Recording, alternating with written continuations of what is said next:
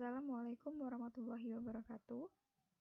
Kami dari kelompok 4 yang beranggotakan saya sendiri Ani Harmini dan rekan saya Inarotus Saidah. Kami dari Rombel A1 Program Studi Pendidikan Matematika Pasca Sarjana Universitas Negeri Semarang. Di sini kami akan mencoba menjelaskan materi teorema faktorisasi dan algoritma pembagian, di mana materi ini merupakan salah satu materi yang terdapat pada mata pelajaran aljabar abstrak dengan dosen pengampu Dr. Rahmat MSI.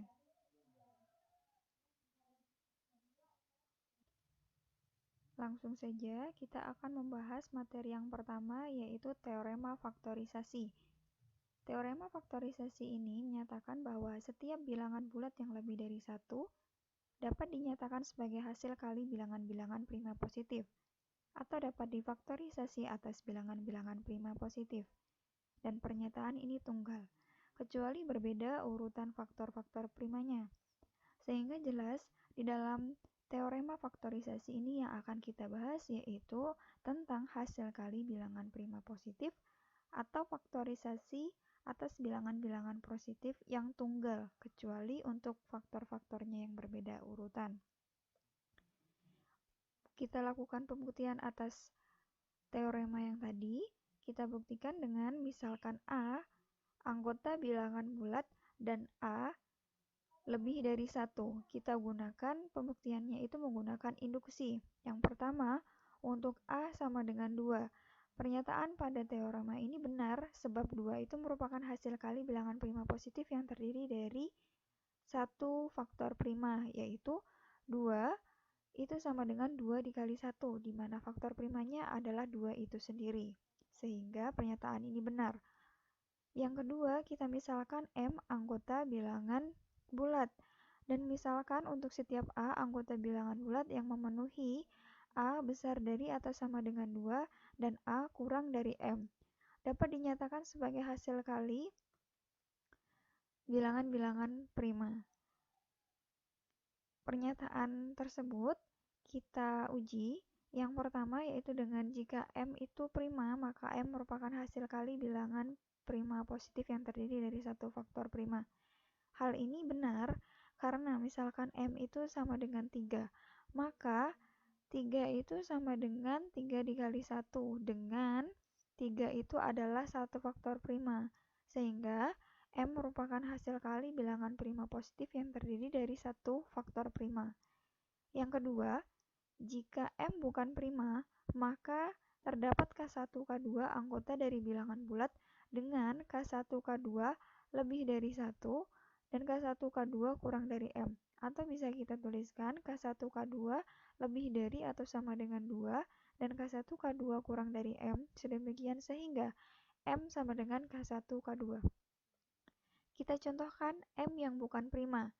Misalkan M sama dengan 4, maka 4 itu sama dengan 2 dikali 2, dengan K1 sama dengan 2 dan K2 sama dengan 2. Menurut hipotesis induksi, K1 dan K2 masing-masing dapat dinyatakan sebagai hasil kali bilangan-bilangan prima positif. Kita misalkan K1 sama dengan P1, P2 sampai dengan Pn, dan K2 sama dengan Q1, Q2 sampai dengan Qn. Maka M sama dengan P1, P2 sampai dengan Pn dikali dengan Q1, Q2 sampai dengan Qn. Atau pernyataan pada teorema benar untuk M. Jadi, A itu sama dengan M karena A dan M dapat difaktorisasi atas bilangan-bilangan prima positif. Selanjutnya, di sini kita akan memeriksa bahwa penulisan A sebagai hasil kali bilangan-bilangan prima adalah tunggal. Kita misalkan A dapat ditulis dengan A sama dengan P1, P2 sampai dengan Pm, sama dengan Q1, Q2 sampai dengan Qn. Untuk suatu Mn anggota bilangan bulat dengan P1, P2 sampai dengan Pm, Q1, Q2 sampai dengan Qn. Masing-masing adalah bilangan prima positif. Akan kita tunjukkan bahwa M sama dengan N dan faktor-faktor prima P1, P2 sampai dengan Pm hanya berbeda urutan dengan Q1, Q2 sampai dengan Qn. Kita andaikan M kurang dari N. kita punya P1, P2 sampai dengan Pm itu sama dengan Q1, Q2 sampai dengan Qn. Maka P1 membagi Q1, Q2, Qn atau P1 faktor dari Q1, Q2 sampai dengan Qn. Maka P1 faktor dari Qj untuk suatu J anggota dari bilangan bulat di mana J itu lebih dari sama dengan 1 dan kurang dari N. Sebab P1' dan Qj' untuk setiap J bernilai 1, 2, 3 sampai dengan N. Akibatnya P1 bernilai kurang lebih 1. Karena tadi kita punya P1 faktor dari Qj sedangkan J-nya itu lebih dari sama dengan 1 dan kurang dari N. Atau kita bisa menuliskan P1 sama dengan kurang lebih dari J. Karena ada syarat J-nya tadi, yaitu rentang dari lebih dari sama dengan 1 dan kurang dari N dengan nilai J-nya 1, 2 sampai dengan N. Karena P1', maka P1 sama dengan kurang lebih dari Qj. Kita akan membagi kedua ruas.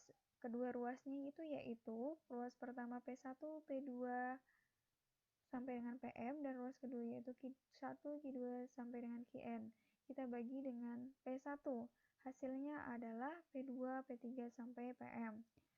Sama dengan Q1, Q2 sampai dengan Qj kurang 1, Qj tambah 1 sampai dengan Qn. P2, P3 sampai dengan Pm itu juga akan sama dengan Q aksen 2, Q aksen 3 sampai dengan Q aksen N. Mengapa? Karena kita contohkan misalkan kita punya perkalian bilangan prima positif. P1 misal P1, P2, P3 misalkan 2 dikali 3 dikali 5 sama dengan Q1, Q2, Q3. Otomatis Q1-nya juga 2, 3, dan 5. Ketika kita bagikan dengan P1, maka kita bagikan dengan 2 tadi. Maka menghasilkan P2, P3 sampai dan Q1-nya tadi juga 2 kan. Jadi kita bagi juga dengan 2 sehingga akan menghasilkan Q aksen 2 dan Q aksen 3 karena nilai P1 dan Q1-nya sama. Sehingga bisa dituliskan P2, P3 sampai dengan Pm itu sama dengan Q1, Q2 sampai dengan Qj kurang 1, Qj tambah 1 sampai dengan Qn sama dengan Q aksen 2, Q aksen 3 sampai dengan Q aksen N. Proses hal tersebut kita ulang-ulang sampai pada akhirnya nanti kita akan memperoleh hasil 1 sama dengan Q bintang M tambah 1, Q bintang M tambah 2 sampai dengan Q bintang N. Nah, mengapa di sini 1 sama dengan Q bintang M tambah 1? Karena ketika tadi kita membagi P sama dengan 1, kita peroleh P2, P3 sampai dengan Pm itu sama dengan Q aksen 2, Q aksen 3 sampai dengan Q aksen N. Nah, untuk pelambangan di sini bintang ini hanya pelambangan. Jadi, ketika diulang-ulang pembagian P1 sampai dibagi dengan Pm di kedua ruas, maka akan memperoleh 1 dibagi dengan Q bintang M tambah 1, Q bintang M2 sampai dengan Q bintang N. Maka Q bintang M tambah 1 membagi 1 atau Q bintang M tambah 1 itu faktor dari 1. Karena Q bintang M tambah 1 lebih dari 0 dan Q bintang M tambah 1 faktor dari 1, maka Q bintang M tambah 1 itu sama dengan 1. Hal ini kontradiksi dengan Q bintang M tambah 1 bilangan prima. Jadi, haruslah M kurang dari sama dengan N. Selanjutnya kita andaikan N kurang dari M. Kita punya P1, P2 sampai dengan Pm sama dengan Q1, Q2 sampai dengan Qn. Maka Q1 membagi P1, P2 sampai dengan Pn. Atau kita bisa nuliskan maka Q1 membagi ya P1 atau Q1 faktor dari P1 untuk I-nya itu anggota bilangan bulat dan nilai dari I-nya itu rentangnya adalah besar dari sama dengan 1 kurang dari M.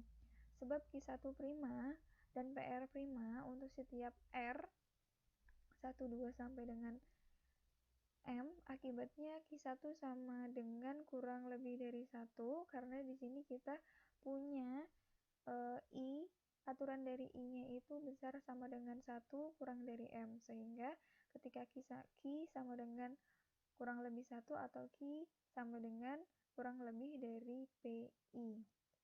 Karena Q1 prima, maka Q1 sama dengan kurang lebih PI. Begitulah kedua ruas. Kita akan membagi kedua ruasnya dengan Q1.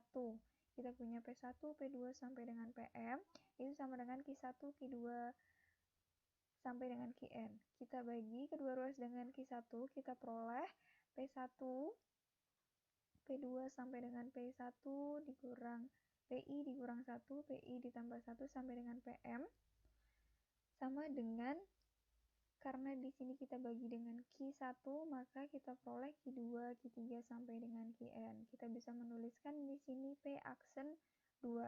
Ya, karena tadi kan nilai Q1, P1 itu sama. Jadi kita bisa menuliskan P aksen 2, P aksen 3 sampai dengan P aksen M itu sama dengan Q2, Q3 sampai Qn. Kita ulangi proses hal di atas. Pembagiannya dimulai dari Q1 sampai dengan Qn, sehingga kita akan memperoleh P bintang N tambah 1, P bintang M tambah 2 sampai dengan P bintang M itu sama dengan 1. Maka P bintang N tambah 1 membagi 1 atau P bintang N tambah 1 itu faktor dari 1. Karena P bintang N tambah 1 lebih dari 0 dan P bintang N tambah 1 membagi 1 atau P bintang N tambah 1 faktor dari 1, maka P bintang N tambah 1 itu sama dengan 1. Hal itu kontradiksi dengan P bintang N tambah 1 yang merupakan suatu bilangan prima. Jadi haruslah N besar lebih dari sama dengan M. Oleh karena itu, M itu sama dengan N. Karena tadi kita akan menunjukkan bahwa M itu sama dengan N, dan faktor-faktor primanya itu P1, P2 sampai dengan PM itu hanya berbeda urutan dengan Q1, Q2 sampai dengan Qn. Jadi, karena kita mendapatkan kesimpulan M itu sama dengan N, dan dari uraian di atas kita didapat P1 sama dengan Qj sama dengan Q1 aksen, P2 sama dengan Q aksen J sama dengan Q double aksen 2 sampai dengan Qm, PM sama dengan P bintang J sama dengan P pagar M. Hal ini terlihat bahwa benar. Kita telah menunjukkan M sama dengan N dengan faktor-faktor primanya P1 sampai dengan PM hanya berbeda urutan dengan Q1 sampai dengan Qn. Jadi, kita telah menunjukkan bahwa A itu dapat difaktorkan atas bilangan-bilangan prima positif secara tunggal. Untuk lebih jelasnya kita lihat contoh. Tentukan faktorisasi tunggal dari 900. Nah, kita harus memfaktorkan. Nilai dari 900 itu faktornya berapa saja?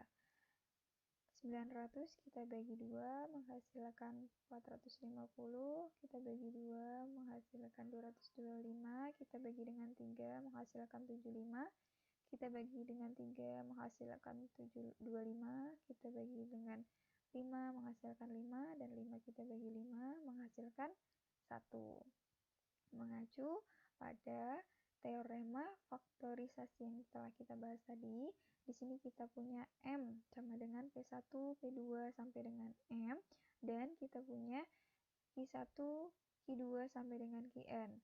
Nah, kita peroleh di sini P1 kita punya 5, Q1 kita punya, kita mulai dari bawah, P1 kita punya 5, Q1 kita punya 5, P2 kita punya 3, Q3 kita punya 3, P3 kita punya 2, dan Q3 kita punya 2. Kita ingat bahwa P1 itu membagi M atau P1 faktor dari M. Jadi 5 di sini adalah salah satu faktor dari 900. Begitu juga dengan Q1-nya di sini adalah 5. 5 adalah salah satu faktor dari 900. Maka mengacu pada teoremanya kita memperoleh tadi bahwa Q1 membagi P1, P2 sampai Pm, atau Q1 faktor dari P1, P2 sampai dengan M. Di sini Q1-nya yaitu tadi 5. Sehingga 5 faktor dari P1-nya 5, 3, dan 2. Begitu seterusnya. Q2 faktor dari P1, P2, dan P3. Q2-nya di sini 3. Maka 3 faktor dari 5, 3, dan 2. Sehingga kita peroleh faktorisasi dari 900 itu sama dengan 2 dikali 2 dikali 3 dikali 3 dikali 5 dikali 5 dengan faktor primanya yaitu 2, 3, dan 5. Selanjutnya, kita akan membahas materi tentang algoritma pembagian. Pada materi ini akan dijelaskan oleh rekan saya Inaratus Saidah, yaitu tentang algoritma pembagian. Algoritma pembagian, yaitu sebelum ke pembahasan tentang algoritma pembagian, kita perlu tahu dulu arti algoritma, yaitu suatu cara untuk memperoleh hasil dengan menerapkan berkali-kali suatu operasi sehingga sebuah unsur yang didapat dari suatu penerapan operasi itu dapat dipakai sekurang-kurangnya satu dalam terapan berikutnya sehingga sampai ketemu hasil yang diinginkan. Nah, selanjutnya yaitu teorema algoritma pembagian. Di sini teoremanya berbunyi, misalkan A, B itu bilangan bulat dan B-nya positif atau lebih dari 0, maka terdapat bilangan Q dan R bilangan bulat juga, sedemikian hingga membentuk A sama dengan BQ ditambah R, dengan R-nya lebih dari sama dengan 0 dan R-nya kurang dari B. Di mana A di sini disebut sebagai bilangan yang dibagi, B disebut sebagai bilangan pembagi, dan Q disebut sebagai hasil bagi atau quotient, dan R sisa pembagian atau residu. Nah, untuk buktinya kita misalkan dulu himpunan S-nya yaitu A min XB, di mana X-nya bilangan bulat dan A min XB-nya lebih dari sama dengan 0. Yang pertama kita buktikan bahwa himpunan S ini tidak kosong atau himpunan S ini ada isinya, atau kita menunjukkan eksistensi dari bilangan Q dan R. Nah, karena tadi di awal di algoritmanya, teoremanya mengatakan B-nya lebih dari 0, berarti jelas S ini memuat bilangan non-negatif. Nah, non-negatif ini berarti kan B-nya lebih dari sama dengan 1. Maka mutlak A dikali mutlak A kalikan B lebih dari sama dengan mutlak A. A dikurangi negatif mutlak A dikali B sama dengan A ditambah mutlak A B lebih dari sama dengan A ditambah mutlak A lebih dari sama dengan 0. Selanjutnya pilih X, itu adalah negatif mutlak A, maka persamaannya menjadi A min XB itu termasuk elemen bilangan S. Jadi S-nya terbukti bukan himpunan kosong. Nah, dari prinsip WOP atau Well Ordering Properties, S ini mempunyai unsur terkecil, kita namakan R misalkan. Dari definisi S, ada bilangan bulat Q yang memenuhi, maka R sama dengan A min BQ dengan R-nya lebih dari sama dengan 0. Selanjutnya, andaikan R ini lebih dari sama dengan B, maka A dikurangi Q plus 1 kali B sama dengan A min BQ min B sama dengan R min B lebih dari sama dengan 0. Jadi A dikurangi Q plus 1 kali B itu termasuk anggota dari himpunan S. Tetapi A min Q plus 1B sama dengan R min B kurang dari R, ini yang mengakibatkan kontradiksi dengan pernyataan di awal bahwa R itu unsur terkecil dari S. Nah, jadi haruslah R itu kurang dari B. Untuk selanjutnya akan diperlihatkan ketunggalan dari Q dan R. Misalkan A dapat ditulis dalam dua bentuk, yaitu A sama dengan BQ plus R, atau A sama dengan BQ aksen ditambah R aksen, dengan R-nya itu lebih dari sama dengan 0 kurang dari B, dan sedangkan R aksennya lebih dari sama dengan 0 dan kurang dari B.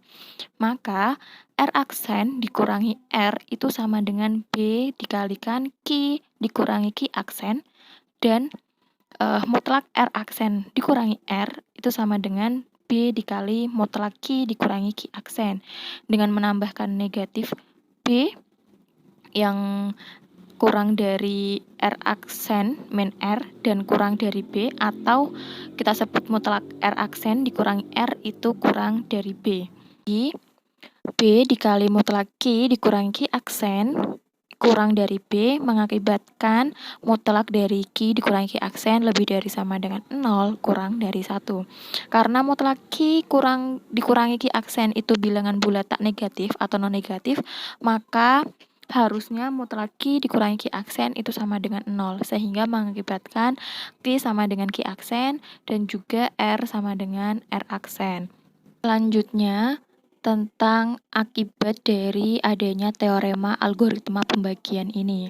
Nah, akibatnya adalah jika ada A dan B itu bilangan bulat dengan B-nya tidak sama dengan 0, maka ada bilangan bulat tunggal Q dan R, sedemikian hingga A-nya sama dengan BQ ditambah R untuk R-nya lebih dari sama dengan 0 dan kurang dari mutlak B atau B-nya selalu positif. Nah, untuk buktinya cukup dengan memperlihatkan yang B kurang dari 0 karena yang B lebih dari 0 sudah dibuktikan di algoritma pembagian sebelumnya. Maka mutlak B lebih dari 0 dan teorema algoritma pembagian tadi sudah menjamin ketunggalan Q aksen dan R yang memenuhi A sama dengan Q aksen mutlak B ditambah R dengan R-nya lebih dari sama dengan 0 dan kurang dari mutlak B. Karena B-nya negatif, maka kita ambil mutlak B itu sama dengan negatif B. Nah, pilih Q sama dengan Q aksen, maka A-nya sama dengan BQ ditambah R dengan R-nya lebih dari sama dengan 0 dan kurang dari mutlak B.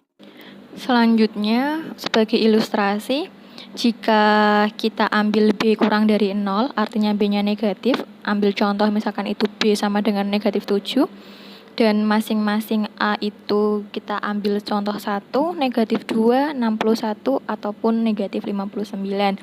Maka diperoleh ekspresi sebagai berikut.